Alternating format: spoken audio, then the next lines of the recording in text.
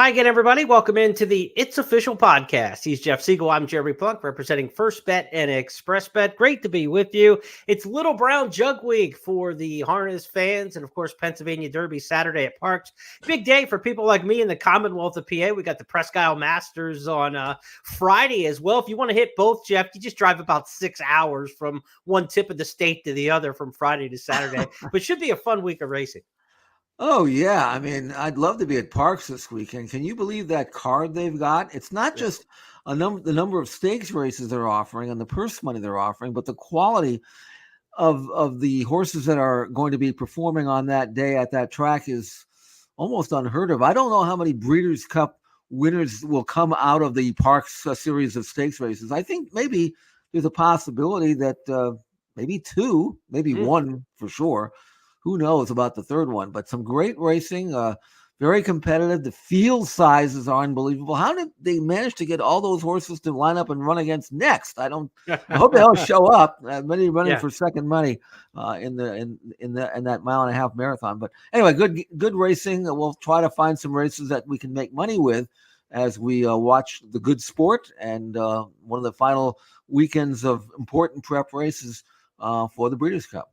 Of course, this is our opinion show each week. It's official. I'd be remiss if I didn't say, lower the damn takeout, Pennsylvania. I mean, come on. We get beat up here with the high rake on racing in Pennsylvania. So that opinion has to be said before anybody talks about the glorious racing action that will go on at Parks. But a murderous takeout rate here in the state of Pennsylvania. Let's go to the big board. Our first of 5 topics on the board this week on It's Official. Beware of the Buckeye. We're talking about the Commonwealth of PA, but the neighboring state of Ohio's got a little newsmaker going in horse racing right now. The Ohio-bred 2-year-old Jonathan's Way. Could he be the best 2-year-old in the country? Let's go back and take a look at his win last week in the Iroquois at Churchill Downs, and we'll get Jeff's take on him.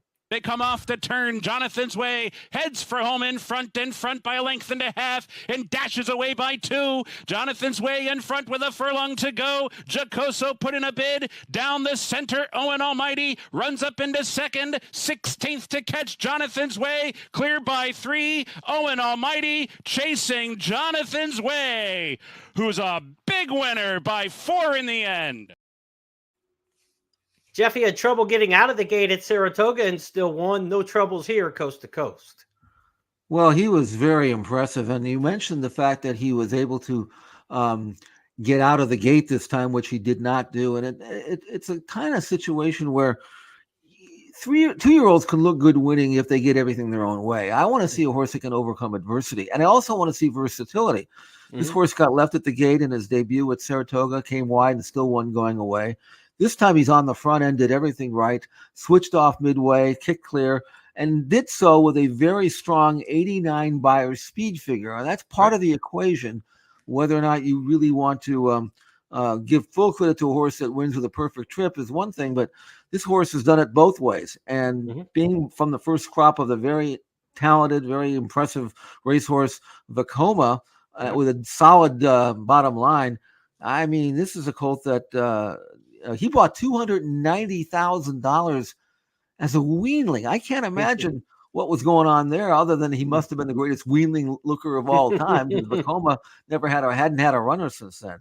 But you pointed out, or you may mention the possibility of him being the best 2-year-old in the country. I think based on resume and numbers and everything else that goes into the pot, you could certainly make a strong case for that. Now, he's not going to run again, Jeremy, until the Breeders' Cup. This is what we're going to have to deal with and evaluate. But so far, what I've seen, I'm not sure there's one out there I'd pick against him.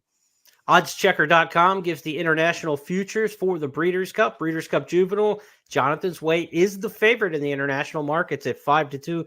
Bob Baffert's Del Mar Futurity winner Gaming, second choice at 3-1. But you know, Jeff, when we think like big picture, not just Breeders' Cup, when you talk Jonathan's Way and Iroquois winner, we're thinking first Saturday in May at Churchill Downs, right? And in the back of Phil Bauer's mind, I'm sure he's just saying, don't let the phone ring overnight tonight. I mean, you have a good horse and you just want everything to keep moving forward. But you have to think Kentucky Derby with the big 2-year-old. This was the first race on on the points trail to the Kentucky Derby, just 10 points involved here. But we haven't seen a lot of success out of the Iroquois over the years. Since 1980, 30 horses out of the Iroquois have gone on to run in the Kentucky Derby. No winners. Looking at Lee, ran second in the Derby back in 2016. And then you got to go back to 1984 at the threshold, running third. So only 2 horses out of the Iroquois even finished in the money, one of them since 1984. So is it just an early winner and not a horse that we're looking at towards Derby time? I guess we'll find out. But his sire Vacoma's doing nothing wrong right now, right? He's had 9 winners from his first 36 starts. Jonathan's Way became the 3rd stakes winner by Vacoma in this 2-year-old crop. He had a stakes winner at Evangeline.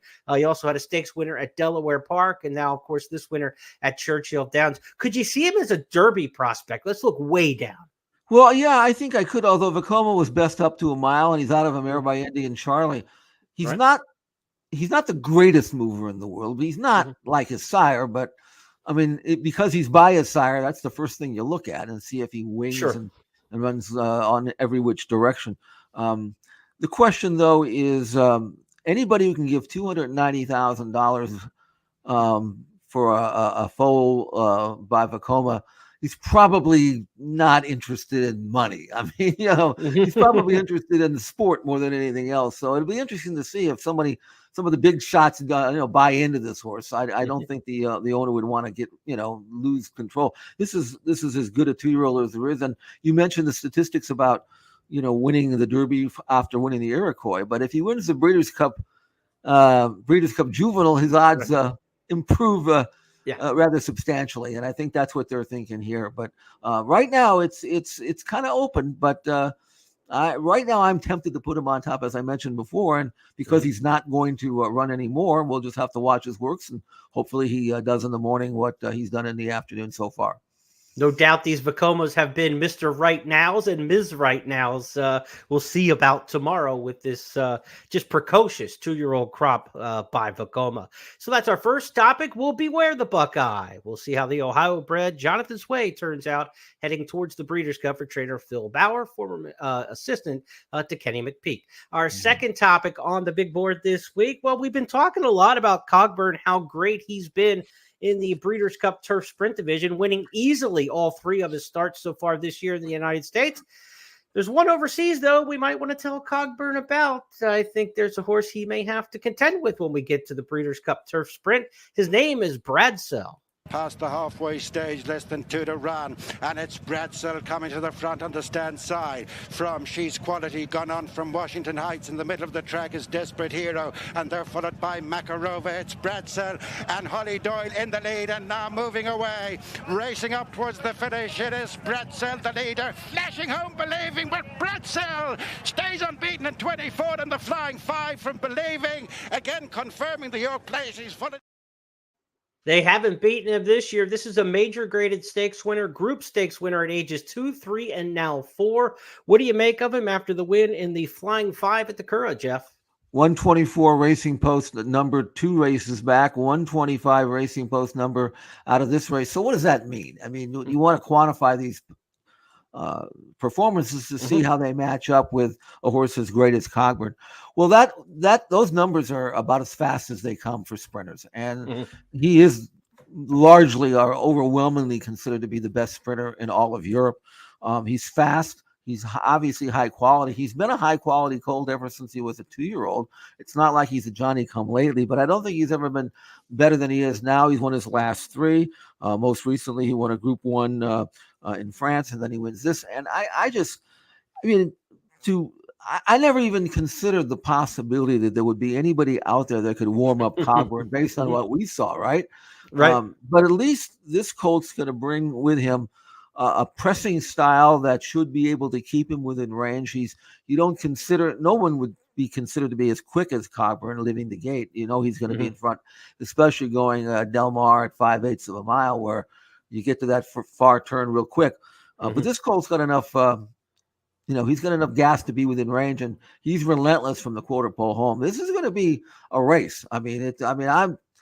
You have to go with the home court advantage, or at least he's not really a home court advantage, but the North American horse, based on his ability to win American stout running. But I don't know if we've seen a quality sprinter like Bradel come out here in years. And, the Breeders' Cup Sprint has been won by Euros in the past. It's not like it can't be done. Right. But this quote might be better than most of the ones we've ever seen. And I'm really interested to see. Now, he may run one more time before the Breeders' Cup and the Prix de l'Abbé on Arc Day, but only if it's firm ground. He's a top of the ground type of horse. And if the weather is good, he'll run there. But that will not preclude him from also running here. So I think whatever the case is, we'll get a chance maybe to see him one more time and then maybe evaluate him a little bit better than we are able to do right now. It will be top of the ground running at Del Mar. You can be sure of that. Archie Watson is the trainer. Of course, Archie Watson brought a couple horses over here for the Breeders' Cup over the years. In 2018, 19, and 20, he took 3 shots in a row in the juvenile turf sprint. He's been here with turf sprinters before. Not so lucky for Archie here in the U.S., though. 6th with the favorites, Soldier's Call, back in 2018. Then 12th and 11th, and we haven't seen him since 2020.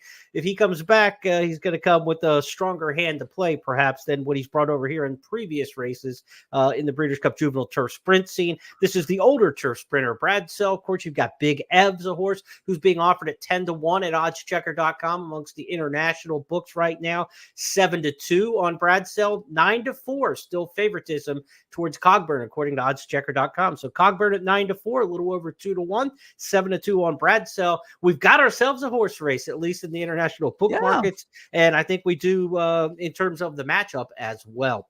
Let's go to our third topic this week as we start to talk more and more Breeders' Cup each and every week here on It's Official as we get closer to the World Championships coming up the first weekend in November. Our Breeders' Cup trackers got 3 divisions in the focus this week. We'll get a couple looks at Juvenile Fillies turf performances. We'll look at the Breeders' Cup Juvenile Turf and also the Mile Division. The Breeders' Cup tracker is going to start off with the Group 1 Moyglare at the Curragh, where it was Lake Victoria with a determined victory. Right in behind them is Red Letter. Lake Victoria brought to the outside. Racing to the final furlong, it's Bedtime Story flat out from exactly on the outside. In between fillies is Simmering. Red Letter runs on against the rail. On the outside is Lake Victoria.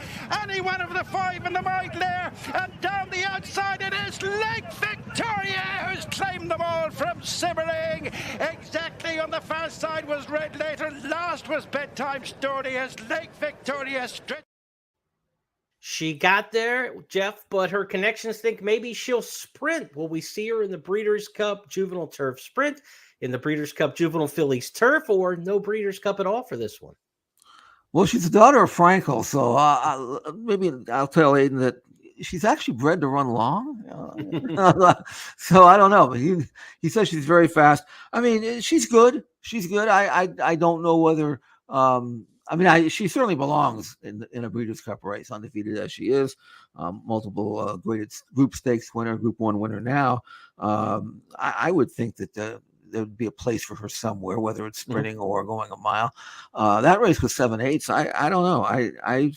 I think she'd do just fine here going to Breeders' Cup Juvenile Fillies. We haven't seen anything great. The filly out here in California is okay, but other than that, I haven't seen anything that I would be afraid of. But obviously a good filly, and hopefully get a chance to see her. I know I'd back her with a good degree of confidence if she came. You mentioned the filly out west, Thought Process, the good one for Phil D'Amato. She's being offered right around 10-1 right now, which I think is pretty good value in the international markets. I'd be excited about that. I know one of our followers on X asked us, to talk about some horses we might be interested in gambling on right now as we talk about the Breeders' Cup.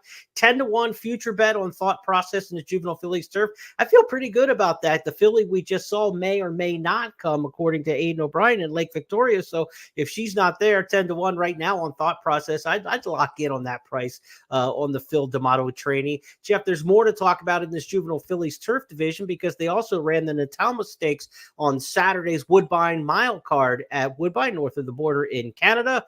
Mark Cassie had a lot of horses. He didn't show up. We'll talk about that in a second. He was doing business at Keeneland at the sales, but his assistant was awfully busy heading to the winner's circle. especially after this one, the Natama. At the top of the stretch, and out in front is Nitrogen, tackled by, and one more time, Vixen. Anna's Call the inside, finishing on, and down the centre, Italian Soiree. Out in front, still Nitrogen, coming fast, Vixen on the outside, in the centre, and one more time, the Mark Cassie trio, and then Anna's Call and Italian Soiree. Vixen on the outside, Vixen goes to the front with, and one more time in the centre, and one more time, gets it, wins the Natalma by a long neck. And one more time, not expected to be the Cassie everybody was following, 16-1 in there. Catherine Sullivan got more words in the winner's circle than she probably ever thought she would in a day as Cassie's assistant on hand, taking care of a massive string. I want to say Cassie had 38 horses entered across North America on Saturday. I don't know if all 38 ran with scratches and all, but just a tremendous amount of volume that he did. This one of the more surprising winners, at least based on the tote. Well, she'd won her first start at Saratoga and did it nicely. Hard to say who she beat that day. She probably had a better chance going in than 16-1. I would have made her 10-1 anyway. Mm-hmm. But I loved the grit that she showed here, didn't you, Jeremy? I mean, she was challenged from both sides, and she refused to get beat. She ran a mile in 33-4, which is fast. Now the buyer number was solid, good enough, I thought, 79. I mean, I don't know whether she can go out and beat the best of the Euros, but she's relentless. And by Omaha Beach from a mare by Blame, she should develop and go a little farther if she has to. She won't have to on Breeders' Cup Day. Good tactical speed. It was right there in the fray every step of the way, found something extra. I'm not sure you could ask for a whole lot more other than maybe a romp by 5 and 32 and change, which you would never expect a 2-year-old filly to do this time of the year at Woodbine. I like her. I do. I think she's okay.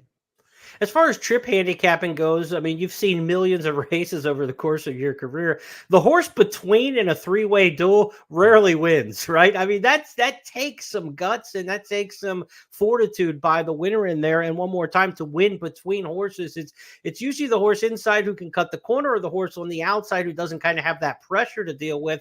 That's pretty nice for a second-time starting 2-year-old to be able to win between horses like that. So that showed the education. We talk about that a lot with these young horses, right? What did they get out of a race? Did they get anything out of it? What kind of education did they get? She got a lot of it in this race in the Natalma Stakes. And one more time for trainer Mark Cassie. We're going to talk Cassie more. One other quick thing, Jeremy.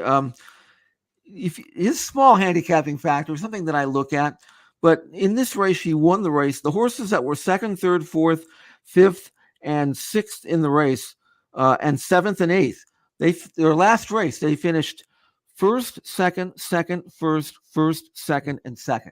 Mm-hmm. I mean, you were beating sharp, improving, quality fillies all from top to bottom. It wasn't like she had to beat just one horse. This is a good race for this level for 2-year-old fillies. So anyway, I'll really be watching her breeze in the interim to see if I like what I see. And one more time, currently at 14-1, fourth choice for the Breeders' Cup Juvenile Fillies Turf, according to oddschecker.com. So they just started this week putting numbers up for the 2-year-old races. We saw 9 divisions last week we talked about, but now they've got the 5 2-year-old divisions up right now with some prices as well. I think I don't think the Juvenile Turf Sprint is up yet, but the long races for the 2-year-olds and both dirt and turf are available now at oddschecker.com. You can check those out. Good editorial point if you're looking, projection. Of course, if you're international and watching our podcast, you can get down on some of that action as well. But yeah, fourth choice, 14-1 on, and one more time winner of the Natalma. Let's go to the Summer Stakes. That's the Colts and Geldings version of what we saw in Natalma. 2-year-olds going the 1-turn mile at Woodbine on the undercard Saturday for Woodbine Mile Day. Let's go back and look at the Summer Stakes, where we had a winner here from overseas. As they sprint, New Century is second last, and last is Special Session. As they turn in the bid, 365 Summer Stakes, and now they come after Groot. Up the inside, Dream On sneaks to the front. Winterberry launching down the center, then Cairo Caper, and right down the outside, here comes William Buick on Al Qudra and Oisin Murphy on New Century, and they're eating up the ground. Dream On in front, being chased by Al Qudra and New Century, and drifting a little bit here is the leader. It's still Dream On coming to the leaders on the outside. New Century, Al Qudra in the center, and Oisin Murphy will take honours with New Century by a length and a quarter. Al Qudra in the third spot. Dream On wobbled about in the stretch. New Century, the British bred, getting the victory there. Another one there where you saw the horse in the middle got the worst of it, right? I mean, to the inside of the outside, banging around the horse in the middle, it's the toughest spot to be. The outside's where you want to be, and just kind of went on by. A nice win there by the victor, New Century. You mentioned a couple of minutes ago about if I were to make a bet now, and I'm curious to see what this colt is on the odds checker. I was blown away with this win. First of all, we didn't show the start, but he didn't break at all. He hit the side of the gate, got shuffled. He was dead last, which is interesting because in his previous race in the stakes over in Europe, he was on the lead the whole way. Now, a caveat to that was there was only 2 in the race, but he looked very comfortably on the lead in his prior stakes win. And this one, he had to come from stone last in the 10-horse field and go wide at that, and run a mile in 32-4 and earn a buyer number somewhere around in the 90s. So this was an amazing performance. And I don't know, I'm sure we don't have anything in the States that can touch him based on this race. In fact, the horse that he beat was another Euro. So that goes to show you. But there may be a better one that, who knows what they'll what Aidan O'Brien may bring over or a few others. But right now, if I had to bet right now, not knowing who the others Euros might be, this is the one for me. New Century. Yep. This was amazing. Fast, bad trip, relentless, versatile, on the lead from last place. You can win any way you want. Handles firm ground. Numbers are fast. Quality colt. He's got a couple, 4 races, I think. He's got foundation. He's gotten better with every race. For me, New Century is a monster. 6-1, second choice in the anti-post wagering right now at oddschecker.com for the Breeders' Cup Juvenile Turf. So you're playing there. It was a European horse. I don't have it written down right in front of me. Okay, but a younger European. Yeah. Okay, yeah. Well, that makes sense. Okay, well, we'll see if he shows up. But if he doesn't, this is my play. And maybe even if he does, because I've seen this colt and monster. After a trio of 2-year-old races on our Breeders' Cup tracker, let's go to the main event on Saturday at Woodbine. It was the $1 million Woodbine Mile. It didn't have the superstar field that we've seen in this race in some past years, but it did have a heavy favorite, Charlie Appleby. William Buick going for 3 wins in a row in the Woodbine Mile. Would they get there with the chalk? Let's go back to the call and hear how it turned out on Saturday with Robert Geller. Waiting in the wings, though, is Naval Power and William Buick as they corner. And first for the judges, Fila de Ariana. Naval Power presented with a real run up the inside and win for the money. They're coming, and down the outside, Niagara Skyline. Big Rock is starting to finish well from absolute last, right down the outside. Fila de Ariana in front, on the inside, win for the money. Kicking on is Naval Power, and here comes Big Rock right down the outside. Win for the money's gone to the front. Down the outside, Big Rock, and win for the money. Goes on to win the Rogers Woodbine Mile by 2 lengths. So it's no three-peat for Appleby, but it was another big performance for a Mark Casse trainee that we didn't expect. Win for the money sent assistant trainer Catherine Sullivan back to the winner's circle for more interviews and talk. A huge day for Casse. Again, he wasn't there. He was at the Keeneland sales, and I'll just get on my soapbox here for a little bit. I get the sales. I understand the importance of the sales, and that's the future and everything. But you got 38 horses running on Saturday at Woodbine. I mean, I don't know. I mean, you're spending people's money for tomorrow instead of making it today. I would have been at Woodbine and send somebody else to go check out some horse flesh for the day and hustle back and forth. But Casse, a busy man with a lot of horses and no slouching performance whatsoever. Busy on all fronts by his staff and everybody who got those horses ready to go on Saturday.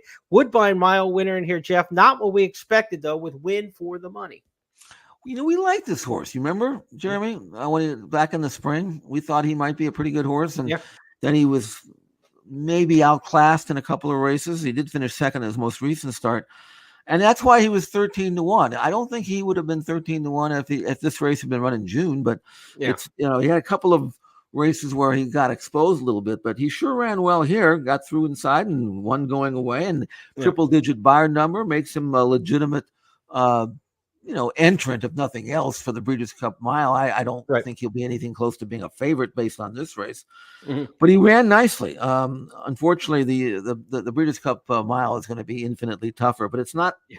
Let's wait. If you win $1 million race, you're not going to throw it back in the ocean, right? You'll take it. Right. No, So, absolutely. and it was well spotted. It didn't come up as tough as I thought it would be. And he won nicely. He's a gelding, so keep him going for as long as he can, and try to keep him in form for as long as you can. Pick your spots, and he'll make a lot of money for you. And that's what Mark Cassie's done with him. Good management, good training, obviously, and a really good performance by Win for the Money. Naval Power, no real excuse. As Robert Geller was saying, he had to run up the inside if he was there. Look, going into the race, we knew this horse wasn't Modern Games or Master of the Seas, the two horses who had won this race the past 2 years for these same Godolphin connections. He was a cut below that, but the rest of this field was a cut below a lot of the Woodbine Miles historically. So he still had a big-time chance, and the favorites rolled to play in this race. But he doesn't look like a Breeders' Cup Mile horse either. Just to underscore what you're saying about this performance and how this won't stack up with the world's best milers likely. He is tied for the 35th lowest price for the Breeders' Cup Mile after winning this race. Win for the Money is 33-1. There are 34 horses less priced right now towards the Breeders' Cup Mile. A lot of options will come and go out of that list. Obviously, not that many are going to come and pre-enter, but it just goes to show there's not a lot of respect for this win in the world market. No, not really. I mean, from what I have seen from North American-based runners or horses that have raced here, I mean, Johannes to me is head and shoulders above everybody that I've seen. Right. But he still has a number of euros he's going to have to worry about if he's going to win it. But now I've been waiting for something. Usually we have one or two in the States that you can make cases for, but I'm not seeing it right now. One of those milers that he may have to contend with is the 3-year-old filly Porta Fortuna. She won the Matron Stakes overseas. That was an automatic qualifier for the Breeders' Cup Filly and Mare Turf, but they don't want to go the mile and 3/8. They said our next stop will be the Breeders' Cup Mile, taking on the boys. And we've seen European 3-year-old fillies have a wonderful history in the Breeders' Cup Mile over the years. So Porta Fortuna won the watch in the Breeders' Cup Mile division. One other note before we exit our Breeders' Cup tracker this week.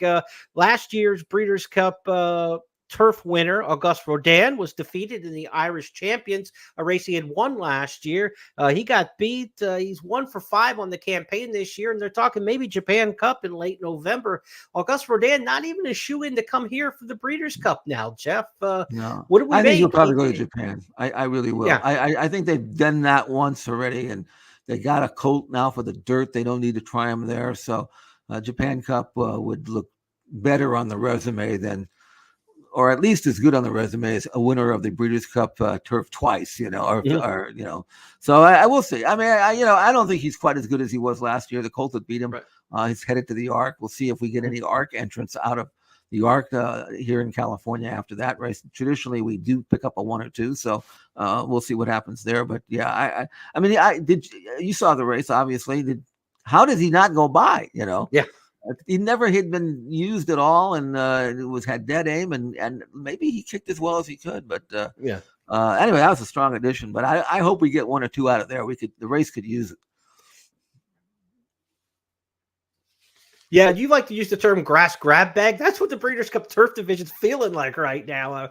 We got to figure out who the top of that division will be. I think 6-1's the lowest offering right now on anything in the world markets towards the Breeders' Cup. Not so fast, my friend. And I'll get to that in a minute. Okay. I'll get to that in All a right. minute.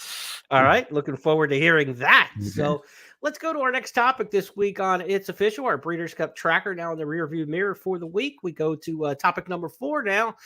And we're looking ahead to Saturday at Parks. Wow, Jeff Siegel says with an exclamation point after seeing the entries for the racing at Parks this weekend.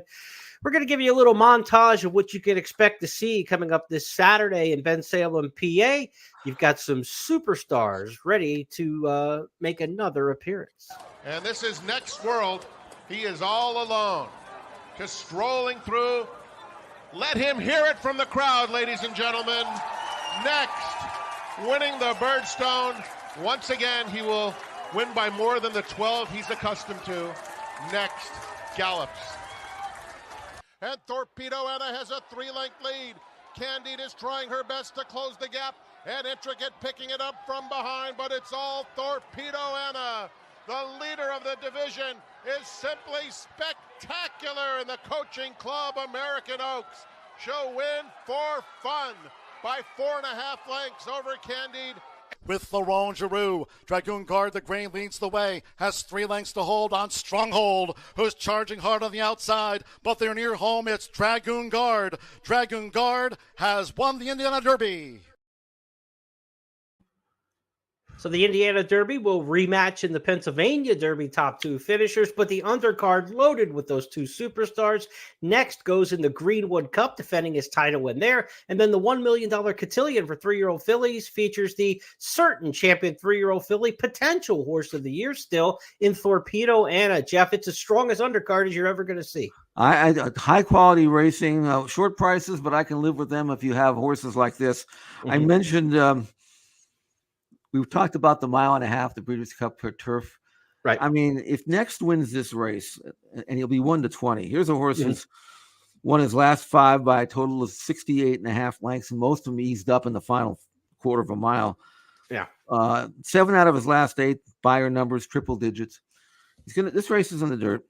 I think if they asked me, which they won't, but if they asked me, if they wanted to go in the Breeders' Cup, I'd absolutely, based on the quality and the pace projection, I'd go on the grass, the 1.5 miles. He's as good a grass horse as he is on dirt. The way the race projects, the classic, tons of speed over a track that speed sticks like you know what. And I think if I'm advising these people, I say, if you want to run in the Breeders' Cup, do it in the 1.5 miles. It'll be a much slower pace. It'll be a galloper's race. He won't have to, because if you look at his form, he's never had to deal with a 45, 109, and that's what they're going to go at Del Mar, over a track that's very kind of speed. You don't want to have them to do this to him and he loses confidence when he can't keep up on a fast pace. But going a 1.5 miles, it's a different game. Plus, as you just pointed out, there ain't no monsters in that race that we know of, do we? 1.5 miles on the grass? Not to this point. No, so let him go there, outclass the field. It's not like you have to worry about if he can go 1.5 miles. You know he can do that. Yeah, he can handle the grass. He can do that. I mean, that's what he should go. I mean, to me, to answer your question earlier that Ollie said in, if I'm making a bet right now and I know he's running in the 1.5 miles, that's my bet, along with the 2-year-old that won in Canada. Those are my 2 best. It's going to be a big day at Parks on Saturday with Express Bet and First Bet. If you play that card from Parks, if you bet $150, you get a $25 wager credit put back into your account. So essentially a $25 rebate for betting $150, 12.5% rebate on Saturday if you play those races with First Bet and Express Bet. So be sure to check that out. Let's look at the field for the Pennsylvania Derby. We know the undercard should be just 2 layovers. I don't see Torpedo Anna getting warmed up in the cotillion. She should punch out that field at 1 1/8 miles and then go to the Breeders' Cup. Distaff is the likely favorite in there, probably, unless Adair Manor gets healthy and back on the beam in a real hurry. She has not had to work. Adair Manor since that. So she's out behind the 8 ball right now. Torpedo Anna in a futures bet might not be a bad play at this point if you're looking at the fact that Adair Manor may not make the race, right? Torpedo Anna might be 3-5 in the distaff if that's the case. So if you're looking at futures kind of bets, whether it's in Vegas, or overseas, not a bad look there. As for the Pennsylvania Derby, a field of 11 has entered this one, including the Preakness winner, Seize the Gray. He's looking to get back on the beam. Of course, earlier this year, he won the Preakness at Pimlico. Prior to that, on Kentucky Derby Day, was the winner of the Pat Day Mile. We saw earlier the highlights of Dragoon Guard and Stronghold running 1-2 in the Indiana Derby. Since then, Dragoon Guard went on to win the West Virginia Derby as well for Brad Cox and Florent Giroux. They teamed up last year to win the Pennsylvania Derby with Saudi Crown. They'll look to make it 2 in a row. Jeff, you've known Stronghold for a long time. You saw him out there all winter. He won the Santa Anita Derby. What do you make of the Pennsylvania Derby field? Well, I think Stronghold's maybe good enough to hit the board, but I'm not sure he's good enough to win a race like this. Dragoon Guard just beat him on the square. Now, Dragoon Guard, colt by Arrogate, he's supposed to get better with age, and it looks like he has. All 3 of his recent wins, though, have been gate to wire. And that, again, may flatter his form. Now, unless he can make the lead here again and dominate. And, there's a possibility that he could. There's others in here that could be sent and try to make the running. We'll see what happens there. I'm curious to see, though. I think Dragoon Guard has maybe some upside that the others don't have, like, for example, Stronghold. I think maybe we've seen what he can do, and that's it. Whereas Dragoon Guard looks to me like a colt who may have more to give, especially based on his pedigree. So I'm interested in him. Unless you're going to tell me it's going to rain, and you're back in the net and end of the woods there. I don't think Seize the Gray does anything for me, honestly. He'll need a wet track probably. Right. Yeah, I don't. I mean, he's whatever price he is. I mean, he'd be a bet against for me. And if he goes out and wins it, tip my hat to Wayne Lucas. I know you at one time liked Protective and Timeout was as a Curlin. I was always looking for him to step forward. He's hasn't done that. He's kind of like the same horse. So, Unmatched Wisdom got exposed in the Travers. His race before that in the Curlin was good. But again, slow pace on the lead. Those races can make you look better than you are. So if I had to pick one here, I'd stick with the sharp horse, the improving horse, maybe with the colt with the most upside in Dragoon Guard. But it's a very competitive race. Do we have a Breeders' Cup competitor in here? I don't think we do. But for $1 million, they'll all be trying. We know that. And it'll be interesting to see if Dragoon Guard can take some heat this time and fight it off. And if he wins, Jeff, please, I'm giving you the keys to the car right now. Take my keys from me. Don't let me fall into him in the Breeders' Cup Classic like I did Saudi Crown last year. It didn't work out for me at all. He looks a lot like Saudi Crown on form, and if he comes out, you have the right idea, though. I'll give you that.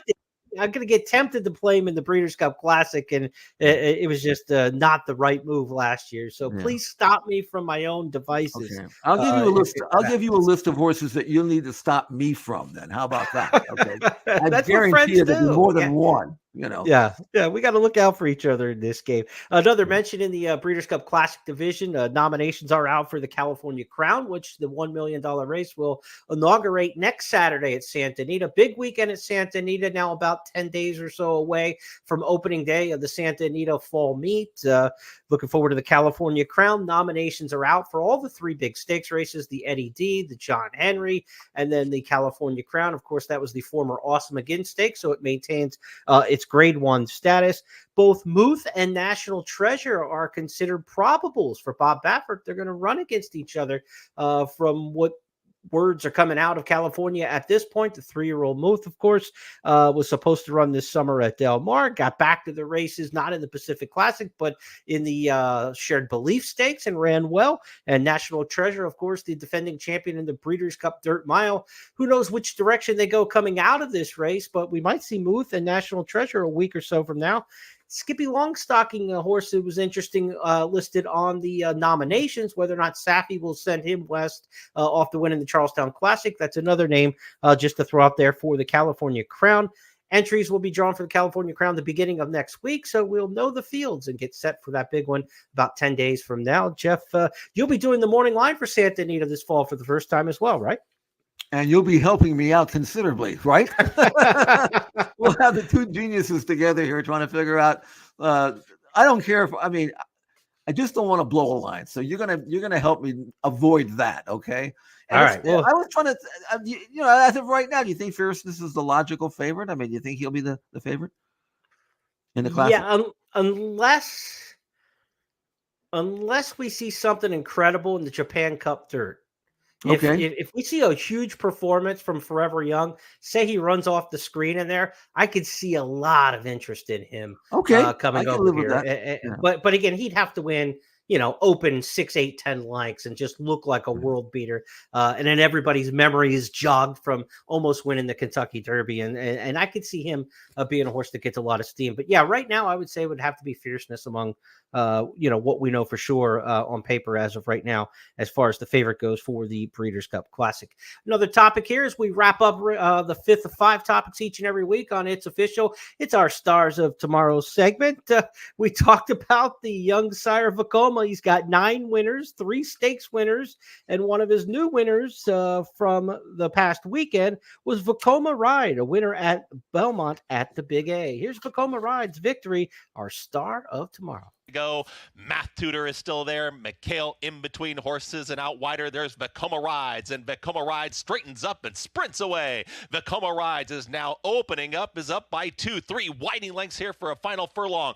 Moment's Notice is getting that rally going, has run up into second, but has a lot of ground to make up on Vekoma Rides. As Vekoma Rides, Alias is also making up some late ground, but Vekoma Rides, that's your debut winner. Vekoma Rides wins it over Alias, who does get second over Moment's Notice. So, Jeff, what do you like about this one for trainer John Kimmel? Well, I mean, he's by Vekoma. I like that. One first time out. Doesn't have a great pedigree, and he's just an okay mover. But, I mean, he won that race by, 5? He could have won by many. I mean, have you ever seen a – I mean, I was actually waiting for the stewards to throw a flag for taunting at the final 16th of a mile. I mean, that was embarrassing, standing up at the 16th pole and winning under wraps. But at the time, it was very deep track, but he won nicely. I think he's a router. I watched this Breeze in the Sale. He wasn't a quick action horse. I think he'll run long. And if he stays in that area throughout the winter, I think he's going to clean up. I like him. So Vekoma Rides, John Kimmel. I'm sorry, and Jimmy Kimmel. Jimmy Kimmel is not trading any horses. I don't think so. But John Kimmel used to train for me, so I shouldn't have blown his name. Of course, it was like 35 years ago, but good guy. Anyway, good luck to him and Vekoma Rides as he goes up the ladder, and we'll find out how good he is down the road. Let's review our topics this week on It's Official. We started off saying beware of the Buckeye. The Ohio bred Jonathan's Way improved to 2 for 2 with an easy victory in the Iroquois at Churchill Downs. He's now the favorite for the Breeders' Cup Juvenile. You may want to tell Cogburn about him. His name is Bradel for trainer Archie Watson, a big-time winner in the Flying 5 Stakes Group 1 in Europe over the weekend, and he's headed here next. Perhaps a race in between, but he's headed here for the Breeders' Cup Turf Sprint, and that will give us an international showdown between Bradel and Cogburn potentially in the Breeders' Cup Turf Sprint. Our Breeders' Cup tracker took a look at Lake Victoria, winning the Moy Glare in the Irish big weekend there, Irish Champions Weekend. We also saw at Woodbine a trio of stakes on our program in recap. The Natalma victory by Ann one more time for trainer Mark Cassie. The Summer Stakes, where we had the European Invader New Century put up a big number and become a horse Jeff's really looking forward to in the Breeders' Cup Juvenile Fillies Turf or Juvenile Turf Division. And we also looked at the Woodbine Mile, where Win for the Money pulled the 13-1 upset for trainer Mark Cassie in absentee, now 33-1 for the Breeders' Cup Mile, though. Our Parks preview talked about how we've got next, and Jeff's hoping next comes from the Goodwood Cup Saturday at Parks and shows up perhaps in the Breeders' Cup Turf, going 1.5 miles on the grass. We also have the superstar on the undercard, Torpedo Anna, for the Cotillion Stakes on Saturday, and we previewed quickly the Pennsylvania Derby, which we'll handicap in much more detail coming up on our Friday podcast, First Call. And our start of tomorrow this week was Vekoma Rides, the second offspring of Vekoma to show up in the 2-year-old ranks this week. Vekoma Rides, trained by John Kimmel, our star of tomorrow. Sometimes we get a bonus topic here on It's Official. I'm going to take a little personal umbrage on this one as Jeff takes his phone call here. On Monday, I'll be celebrating with my wife, Andrea, our 24th wedding anniversary. So by the time we reconvene next week, we'll already have our anniversary. And I would be remiss if I didn't mention a filly named Andrea. She won for the second straight time this weekend. She's trained by Saffy Joseph Jr. She won the Hallandale Beach Stakes. Maybe she's headed to the Breeders' Cup. But either way, I got a smile watching her come down the straight. 1/4 mile to come, but they'll have to do some big-time running to get near Andrea, who's now isolated herself on the top end with a 7-length lead. At the rail, What Literal tries to outfinish Kip the distance. Down the center at a late run from Brenna, but this is all about Andrea. Andrea, an impressive winner on debut, and she's an impressive winner of the Hallandale Beach, going 2 for 2 in her young career. The daughter of 1,000 words was never threatened in 6 in front. I didn't know Pete Aiello knew our marriage secret. It's all about Andrea. That's what I've been saying for 24 years. If you just do that, you can survive this amount of time. But great race call there from Pete. Maybe we'll see her in the Breeders' Cup Juvenile Fillies, Jeff. But I did call my wife into the office and said, you got to check out this replay. She smiled and said she looked good. So we'll take that victory for sure. Andrea, one to watch. Maybe she's a star tomorrow as well. I think she's a star of today. 2 for 2 in a stakes win. Yeah. That's going to wrap things up this week. We will be back on Friday. Can't wait to reconvene for some handicapping with our First Call podcast coming up this Friday. We're going to look at some major races for the weekend. Of course, before the weekend hits, Friday is Presque Isle Masters Day and the Presque Isle Mile. So a big day in Erie, Pennsylvania on Friday. And then, of course, Saturday, the Pennsylvania Derby Day card at Parks. Jeff and I will handicap some great stakes from around the country. Churchill's got a handful of stakes races coming up this Saturday as well. A big weekend at Laurel. So a lot going on around the racing industry, and we'll be back on Friday for the handicapping. On behalf of everybody with First and my partner Jeff Siegel, I'm Jeremy Plonk. Have a great couple days. We'll see you Friday.